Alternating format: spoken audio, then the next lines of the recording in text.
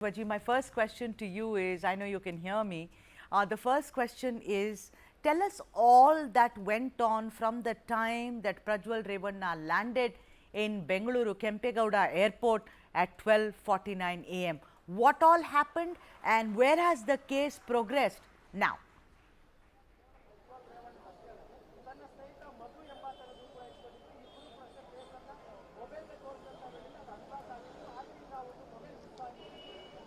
Well, Sudha, Prajwal landed at around 12:50 and was in the custody of police till around 1 o'clock as soon as he landed, because there was an arrest warrant against him, and the SIT team had also had its officers in the police in the airport. So he was immediately arrested, brought to this SIT office over here, and from here he was given some rest in the night. And at around 12 o'clock, 12:31, we saw the SIT team then take him from here to Bowring Hospital, where a medical was done.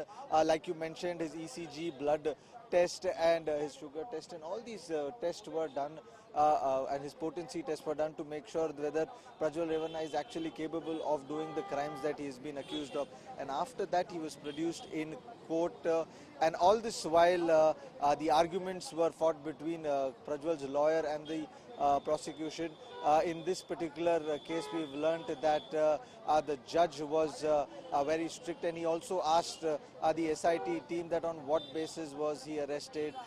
When they said that Prajwal left the country, he was absconding when there was a case against him. The judge even questioned the SIT team that what you're telling me is stories. Do you have any proof? Was the FIR filed on Prajwal before he left the country or after he left the country? So it was a strong case that Prajwal's lawyer also had put forward, but the SIT team somehow or the other managed to get 6-day police custody of Prajwal Revanna. And just a few seconds back or a few minutes back, we saw Prajwal just enter the cart again, and all the 3 times that we've seen Prajwal move in and move out from this particular office, we've seen that he's always been escorted by a woman officer. Now, what is the intention of the police is something that the police can tell, but from what we have understood or what we have learned from our sources inside is that the intention is to make him feel guilty about the fact and to get Absolutely, Vaji. that I'm sorry, I'm building to interjecting. the victims. That is the second section of the story on Prajwal Revanna today. But I want you to tell the viewers about the arrest, about how the investigation will go further. Vaji, will all these women also be questioned? Will there be a thorough, investigation so far as Prajwal is concerned? What happens to his mother, Bhavani Revanna, because she's supposed to appear? 2 notices were sent, no Vaji, one she never came, the second one, and they said you please appear on 31st of May, which happens to be tomorrow. So what is going to happen with this Revanna family after 35 days of hoodwinking? The SIT, despite an arrest warrant, despite a blue corner notice, he is landed today, which is close to the election results. That is how I am going to read it, Vaji.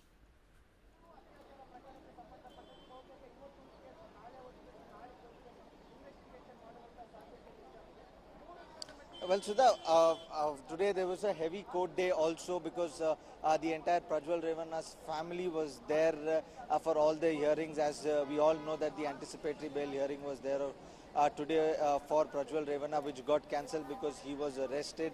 Then they tried for a fresh bail application, which got rejected, and the police got 6-day custody. Now, in a few more minutes, we'll now see the fate of Bhavani Revanna, because a fresh notice has been issued to her also, and she had also filed for an anticipatory bail.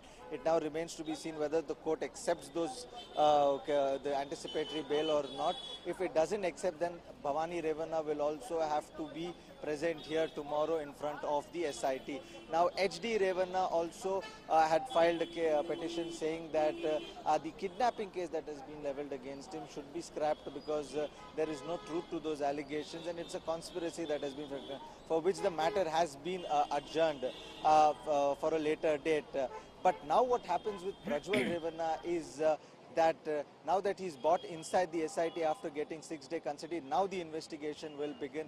Now Prajwal will be faced with, Prajwal will be shown all the videos, his statement will be recorded, he'll be shown those videos, each and every video, and then he'll be asked questions with regards to those videos. Will be asked to identify.